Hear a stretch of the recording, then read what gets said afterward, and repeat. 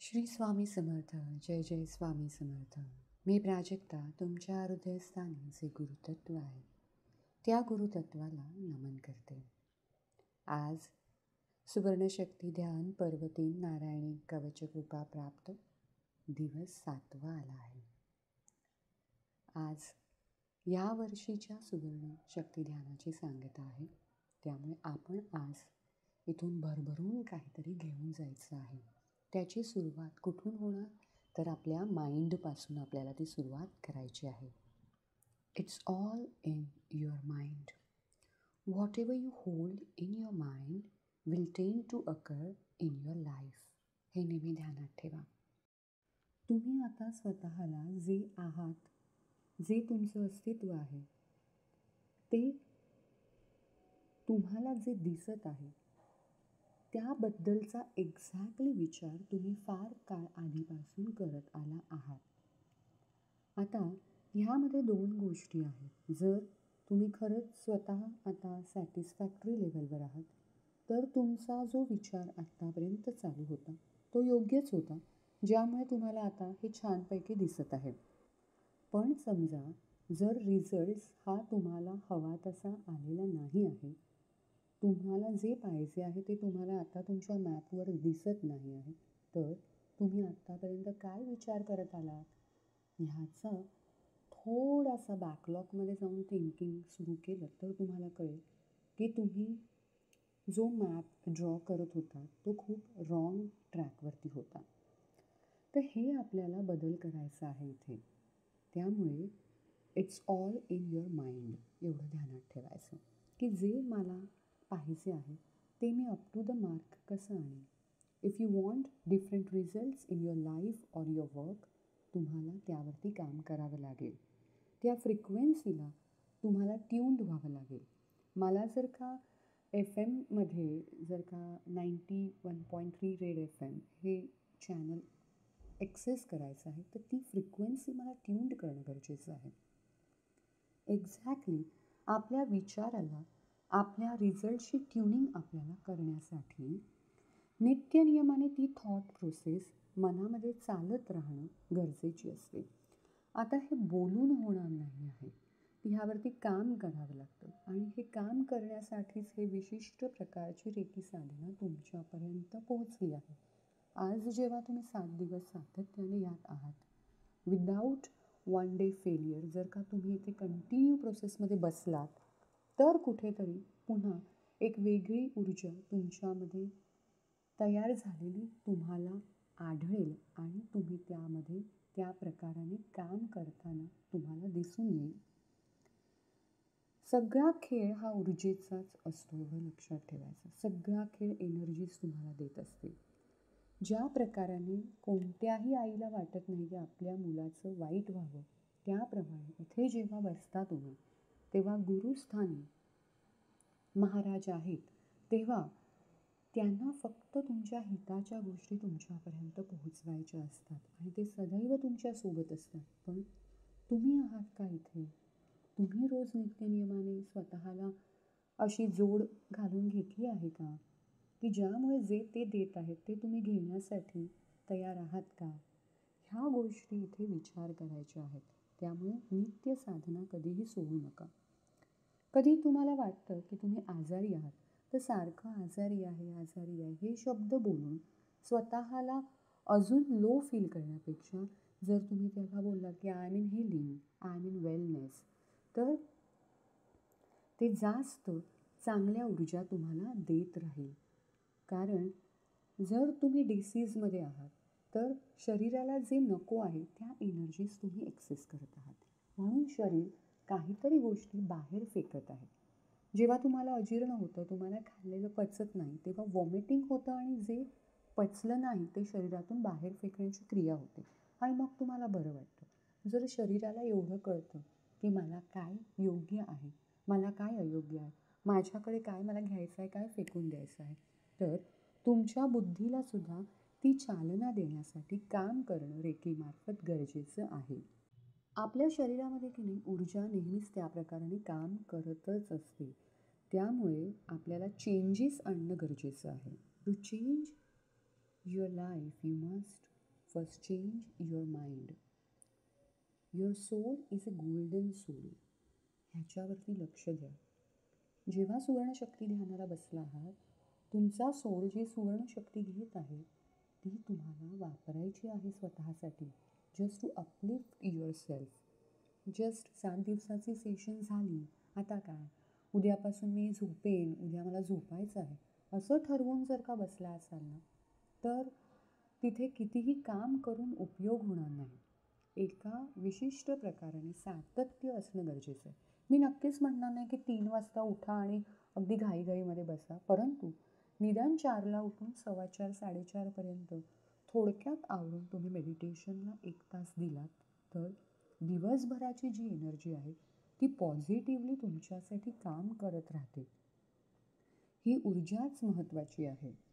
ऊर्जा महत्त्वाची का असते? कारण जेव्हा 2 व्यक्ती त्यांची ऊर्जा जेव्हा एकमेकांना मॅच होत नाही ना, तर ते एकमेकांना नेहमी दूर टाकतात. या उलट तुम्ही पाहिलं असेल, ज्यांची फ्रिक्वेन्सी एकमेकांना मॅच होते, त्यांचं ट्युनिंग खूप छान जमतं. त्यांना वाटतं की एकमेकांशी बोलायला पाहिजे, एकमेकांशी काहीतरी शेअरिंग व्हायला पाहिजे. हे शेअरिंग जे असतं ना, ते वाइब्स एक्सचेंज करत असतं. आणि जेव्हा अशा प्रकारच्या वाइब्स ज्या पॉझिटिव्ह असतात त्या एक्सचेंज होतात ना, तेव्हा दोन्ही सोल हे जास्त लेवलवरती अपलिफ्ट होत राहतात. पण ज्यांच्या एनर्जीच्या फ्रिक्वेन्सी मॅच होत नाही आहेत आणि तुम्ही घरात एकमेकांच्या समोर आहात, तरीही समोर असून किंवा एकत्र असूनही त्या ऊर्जेचा काही फायदाच होणार नाही. कारण तुमचं ट्युनिंगच जमत नाही. असं आपण म्हणतो सुद्धा बघा इन जनरल की आमचं ट्युनिंग जमत नाही. का जमत नाही आहे? कारण फ्रिक्वेन्सी मॅच होत नाही. मग जेव्हा फ्रिक्वेन्सी मॅच होत नाही आहेत, तर समजा एखादी कॉर्पोरेट लेवलची व्यक्ती तुमच्याबद्दल तीव्र भावना ठेवून तुम्हाला त्रास देऊ पाहत आहे. कारण कॉर्पोरेट लेवलच्या लोकांना हे जास्त पाहायला मिळतं, कारण स्ट्रेस लेवल जास्त असतो. अशा वेळेला जेव्हा फ्रिक्वेन्सी मॅच होत नाही आहे, पण तुम्ही मात्र जर का कंटिन्युअस त्या लवेबल वाइब्स ज्या सूदिंग आहेत, एनर्जीज ज्या प्रकाशाच्या ऊर्जा घेऊन आहेत, त्या हाय वाइब्स तुम्ही सतत त्या व्यक्तीला पाठवत राहिला, तर त्या व्यक्तीमध्ये चेंजेस हे नक्की होतात. त्याला थोडासा वेळ लागतो, पण जर तुम्ही साधनेमध्ये नित्यनियमाने असाल ना, तर तुम्ही हे चेंजेस फार लवकर करू शकता. आणि असे चेंजेस नेहमीच प्रत्येकाला पथ्याचे असतात, कारण पर्यायी तुमचा त्रास कमी होतो. तुम्हाला समजायला पाहिजे की आपण व्हायब्रेशन्स कसे चेंज करू शकतो. कारण व्हायब्रेशन्स चेंज केल्या की तीव्रता कमी होते, त्रास कमी होतो आणि जे योग्य ते रिझल्ट्स आपल्याला अपेक्षित आहेत ते आपल्या समोर यायला मदत होते. म्हणून नेहमी लक्षात ठेवायचं की आपल्याला काय हवं आहे ह्यावरती जास्त फोकस ठेवायला पाहिजे. कारण हा फोकस जर का असेल आणि एकदा जर का तो ट्रॅक आपण पकडला तर मात्र आपण हलत नाही. पण हा ट्रॅक पकडण्यासाठीच इथे सकाळी पहाटेला बसून जर का तुम्ही ध्यानधारणा केली, तर गुरूंच्या आशीर्वादाने त्या शक्तीला जी एक बळकटी मिळते आणि तुम्ही पुढे जाता, ते तुम्हाला आता वळवता येत नसलं तरी वळवून देण्याचं काम गुरूंच्या मार्फत होत असतं. कारण त्यांना तुमच्यामधले जे बदल आहेत ते अतिशय हितावह होणं अपेक्षित असतं आणि ते होतंच. हे जे मी आत्ता इथे ऊर्जेचं शास्त्र तुम्हाला जे सांगितलं आहे की तुम्ही वाइब्स एक्सचेंज कशा कराल, हे तुम्हाला जेव्हा हा व्हिडिओ तुम्ही पुन्हा ऐकाल तेव्हा हळूहळू कुठेतरी डोक्यात तुमच्या प्रकाश पडेल की खरंच माझी फ्रिक्वेन्सी ह्याच्याबरोबर मॅच होते आहे का किंवा होत नाही आहे. होत नाही आहे तर I just want to tuned myself. कळलं? जेव्हा तुम्ही ट्युनिंग कराल आणि त्या एनर्जीला मॅच व्हाल, तेव्हा ही गोष्ट आरामात रिझल्ट देऊ शकते. आणि कधीतरी सहजच ट्युनिंग जमत असतं. तुम्ही कितीही फार अवे असा किंवा तुम्ही जवळ असा, जर का ट्युनिंगच जमलेलं असेल तर तुम्हाला खूप गोष्टी इझिली क्रॅक होऊ शकतात. त्यामुळे नेहमी चेक करायचं की आपलं काय कुठे चुकतं आहे आणि आपण कसं फ्रिक्वेन्सी आपली ट्यून करू शकतो. दुसरं साधारण उदाहरण देईन की समजा टी व्ही आहे, टी व्हीचं रिमोट कंट्रोल तुमच्या हातामध्ये आहे. मला जर का झी मराठीवरचे सिरियल्स बघायचे आहेत, पण स्पेन किंवा स्टार स्पोर्ट्स हे चॅनल ऑपरेट करत आहे, तर मला तिथे फक्त काहीतरी स्पोर्ट्स दिसणार आहेत, मला माझी सिरियल दिसणार नाही. मग मी अट्टहास करणं योग्य आहे का की मला इथे माझी सिरियल का दिसत नाही आहे, कारण मी चॅनलच ते ऑन केलं नाही आहे. त्यामुळे चॅनल ऑन करणं शिका आणि हे शिकवण्याचं काम इथे होतं. त्यावरती काम करायचं आहे आपल्याला सगळ्यांना यापुढे सुद्धा. पर्व 3 ज्यांनी आत्तापर्यंत गेली आहेत त्यांच्यामध्ये बदल हे नक्कीच घडलेले आहेत. फक्त कधीतरी कुठे काहीतरी हललं तर आपण पुन्हा कसं आपल्या स्वतःला त्या ट्रॅकवर आणू शकतो ह्यासाठी मी हे पुन्हा एकदा तुम्हाला इथे सांगत आहे. आता खूपदा कसं असतं, तुम्ही हाय व्हायब्रेशन्सवरती असतात. जो नित्य साधना करतो त्याच्यासाठी हे नक्कीच आहे. त्याच्या वेगळ्या एक विशिष्ट साईन असतात. बघा, जो हाय व्हायब्रेशनवरती असेल ना त्याच्याकडे प्राणी पक्षी हे नेहमीच अट्रॅक्ट होत राहतात. ते तुम्हाला येऊन अगदी त्यांची स्किन घासून जातील किंवा पक्षी तुमच्या जवळनं जातील. तुम्ही एखाद्या गार्डनमध्ये बसला असाल तर बटरफ्लाईज तुमच्या अराउंड फिरतील. तर तुम्ही समजून जा की you are in good vibes. काही लोक असे पण तुम्हाला भेटतील जे अननोन आहेत. ते तुमच्याशी सरळ येऊन बोलतील त्यांच्या मनातलं आणि त्यांना असं वाटेल सुद्धा की अरे मी तुमच्याशी एवढं शेअर कसं केलं मला माहीत नाही. पण तुम्ही हायर व्हायब्रेशनवरती असल्यामुळे तुमची चॅनलची फ्रिक्वेन्सी खूप वेगळ्या लेवलवरती वेगळ्या एनर्जीजला ट्युनिंग झाल्यामुळे इतर लोक जी लो व्हायब्रेशन्स घेऊन आहेत त्यांना ॲट्रॅक्ट होतं की मला ह्याच्याकडे काहीतरी सोल्युशन भेटू शकतं आणि अशा व्यक्ती तुमच्याशी नक्कीच बोलायला येतात. तेव्हा माध्यम म्हणून तुम्ही काम करणं हे फार उत्तम राहील आणि तेच अपेक्षित असतं. किंवा पब्लिक प्लेसवरती जेव्हा तुम्ही जाता तेव्हा कदाचित तुम्हाला लोक स्टेअर करायला लागतात. एक एक लूक देतात की अरे असं पटकन मागे जाऊन पटकन पुढे पुन्हा बघितलं जातं तुमच्याकडे. अशा वेळेलासुद्धा तुम्ही हाय फ्रिक्वेन्सीवरती आहात, हाय व्हायब्रेशन्स कॅरी करत आहात हे तुम्ही नक्कीच जाणू शकता. शिवाय जेव्हा हाय व्हायब्रेशन्स स्वामी कृपेने तयार होतात, एका विशिष्ट जागेवरती तुम्ही गेलात तर ती फ्रिक्वेन्सी मॅच नाही झाली तर तुम्हाला नकोसं वाटतं आणि you can sense that vibes. You can sense the toxic people also.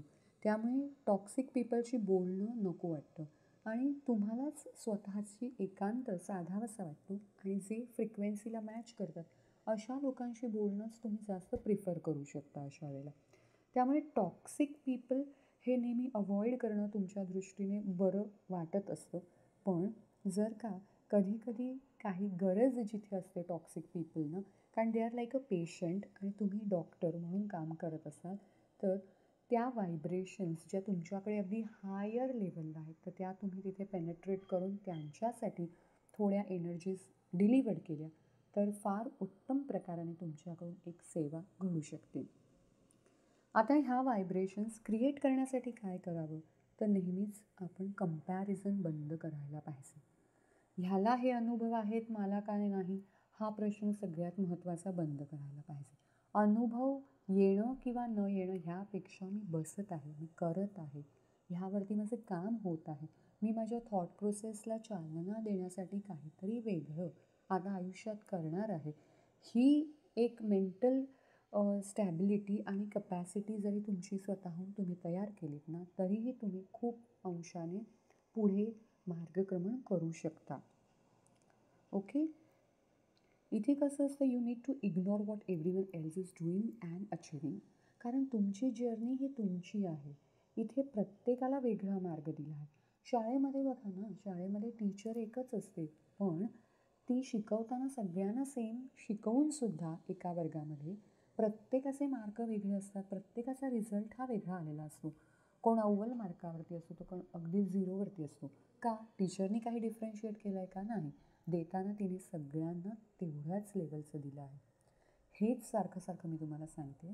जेव्हा तुम्ही आता इथे 7 दिवस बसत आहात किंवा पुढेही तुम्ही बसणारच आहात तेव्हा गुरुकृपेने मला भरपूर काहीतरी मिळत आहे. तर हे जे ते देत आहेत ते मी घेत आहे का एवढ्यावरती जरी काम केलं ना तरी तुम्ही साधनेला बसाल. इथे जेव्हा हे एकत्रितरित्या काम झालं तेव्हा एक यज्ञ स्वरूप जो अग्नी आहे जे पंचमहाभूताचं स्वरूप आहे त्या प्रकाराने आपल्या सगळ्यांना एक ऊर्जा एकत्रितरित्या मिळाली. पण तुम्ही ह्या वेळेमध्ये जेव्हा सगळीकडे आपण बसलो आहोत आपलं कॉलिंग चालू आहे तेव्हा युनिवर्स तुम्हाला गुरूंच्या मार्फत कनेक्ट करतच राहणार आहे. ह्या एनर्जीज आपल्याला वाढवायच्या आहेत. काम कसं करायचं? तर replace your negative thoughts with positive. How? तर आता काय बघायची वेळ आली आहे, की जेव्हा आपण म्हणायचो आधी, की हा कप अर्धा भरला आहे की अर्धा रिकामा आहे, तर आता हे पाहण्याची सवय सोडून द्यायची. आता माझ्या हातात कप आहे आणि तो कप मला भरायचा आहे. तो कसा? तो साधनेतून शिकायचा आहे. त्यामुळे मी आता हे चेक करणार नाही आहे, की माझा ग्लास अर्धा रिकामा आहे की अर्धा भरलेला आहे. मला स्वामींनी हातामध्ये ग्लास दिला आहे, that is bonus for me. आता हा बोनस कसा आपण दरवर्षी मिळवायचा? तर त्यासाठी आपण काय ठरवायचं आहे? पहिला आपला अजेंडा जर का तयार झाला, की माझं हे टार्गेट आहे आणि मला असं असं जगायचं आहे, तर त्यामधूनच आपल्याला साधना करायची आहे, बरोबर? आपलं वागणं, आपली विचारसरणी, आपलं धोरण हे त्या साईडने होण्यासाठीच आपल्याला इथे रोज मेडिटेशन करायचं आहे. समजा मला एक एक्झाम्पल म्हणून सांगते, की मला जर का माझ्या टेरेसमध्ये फुलझाडं हवी आहेत, मला त्याच्यावरती भरपूर फुलं आलेली पाहायची आहेत, तर मला फुलझाडं लावायची आहेत. आज मी जेव्हा आंब्याची कोय पेरते, तेव्हा आंब्याचीच झाडं येतात. त्या आंब्याच्या झाडाला फणस कधीही लागणार नाही आहेत. त्यामुळे मला काय पेरायचं आहे तेच उगवणार आहे, हे ध्यानात ठेवायचं आहे. आणि आत्तापर्यंत मी काय पेरलं ते समोर उगवलं आहे, ते चित्र तुमच्याकडे आत्ता आहे. त्यामुळे मला आत्ता काम करणं गरजेचं आहे. मला जर का प्रेम हवं आहे समोरच्याकडनं, तर मला अडी मनामध्ये ठेवून चालणार नाही आहे. मला त्याला प्रेमच द्यायचं आहे. आणि ह्या गोष्टी आहेत ना, त्या सहज व्हायला पाहिजेत. कोणी जोर जबरदस्ती करून इथे गोष्टी घडत नाहीत. हे तुम्हाला आतून वाटलं पाहिजे, की मला बदल घडवायचा आहे. म्हणून आपण काय करतोय? आपण स्वतः हीलिंग करतोय. आपण स्वतः मेडिटेशन करतोय. जेव्हा स्वतःचा ऑरा सक्षम होईल आणि हाय व्हायब्रेशन्सकडे नेईल, तेव्हा तुम्हाला इतरांकडून ती पोचपावती आपोआप भेटेल. त्यामुळे जे तुम्हाला एक्सप्रेस करायचं आहे, त्या फ्रिक्वेन्सीज तुम्हाला त्या प्रकाराने तयार कराव्या लागतात. तुम्हाला जर का शांतता हवी आहे, तर ती शांतता तुम्ही पसरवता का? ह्यावरती काम करा. मला काय बघायचं आहे, तर ते चॅनल मी ऑन केलं आहे का? इट्स सो सिम्पल, पण ते करणं अपेक्षित आहे. तर माझा जो गोल्डन सोल घेऊन मी आता पुढे जाणार आहे, त्या सोलचा खुराक काय आहे? त्या सोलला काय गरजेचं आहे? तर त्या सोलला नित्य नियम आणि रेकी करणं आणि स्वतःला एका वेगळ्या ऊर्जेमध्ये नेऊन बसवणं, जिकडे आपण प्रोटेक्शन शील्डमध्ये स्वतःला सील करतो, म्हणजेच आपल्याला बाहेरच्या ज्या काही गोष्टी आहेत त्या हॅम्पर होणार नाहीत आणि जे माझं दिलेलं टार्गेट आहे ते फुलफिल करण्यात मला लवकरात लवकर कसं यश येईल, ह्यासाठी मी माझं माइंड सेट करणार आहे. की आपली थॉट प्रोसेस आपल्याला मिळणार आहे. आपल्याला आयुष्यात बदल घडवायचे आहेत, ते चेंजेस आपल्याला आजपासून करायचे आहेत. आज दिव्य ऊर्जा आपल्यापर्यंत पोहोचवणार आहेत. त्यामुळे ह्या ऊर्जेला आपण घ्यायला तयार राहा. आता आपल्याला इथे एक छोटीशी एक्सरसाइज करायची आहे. समजा तुमचे डोळे बंद असतील आता या क्षणाला व्हिडिओ ऐकताना, तर ते बंदच ठेवा. ज्यांचे डोळे उघडे आहेत त्यांनी कृपा करून त्यांचे डोळे मिटा. आपल्या हातामध्ये समोर एक तराजू आहे आणि त्या तराजूची जी दोन पारडी आहेत ना, त्या एका पारड्यामध्ये आपल्याला कष्ट, त्रास पाहायचा आहे, तर दुसऱ्या पारड्यामध्ये आपल्याला ब्लेसिंग्स पाहायचे आहेत. हे ब्लेसिंग्सचं पारडं आपल्याला या ध्यानधारणेमध्ये जड झालेलं अनुभवायचं आहे. आता काय होणार आहे? रोजच्या रोज फ्रिक्वेन्सी ह्या थोड्या खाली वर होत राहतात. अकाउंट डेबिट क्रेडिट होत असतं.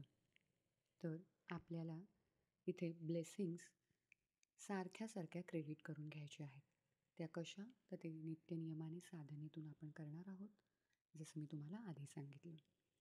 आता तरी पण जर का जे कष्टाचं पारडं डोकं वर काढत असेल, तर आपलं काम काय असणार आहे? तर जे साधनेत आहेत त्यांनी नेहमी ही एक्सरसाइज डोळ्यासमोर आणायची. जे आपले ब्लेसिंग्स आहेत ना, ते ब्लेसिंग्स त्या कष्टाच्या पारड्यावरती ओतण्याचा प्रयत्न करायचा. त्या पारड्यामध्ये जी 2 भांडी आहेत, त्यात कष्टाच्या भांड्यामध्ये जेव्हा ब्लेसिंग्स ओतले जातात, तेव्हा हे तराजू आपल्याला बॅलन्स करता येतंय का, ते पाहायचं.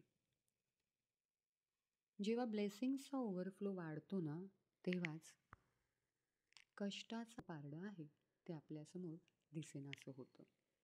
जेव्हा जेव्हा स्ट्रेस आला, काहीतरी त्रास होतोय असं मला वाटू लागलं, तर लगेचच्या लगेच माझ्यासमोर हा तराजू आला पाहिजे. एका पारड्यात कष्ट, दुसऱ्या पारड्यात ब्लेसिंग्स.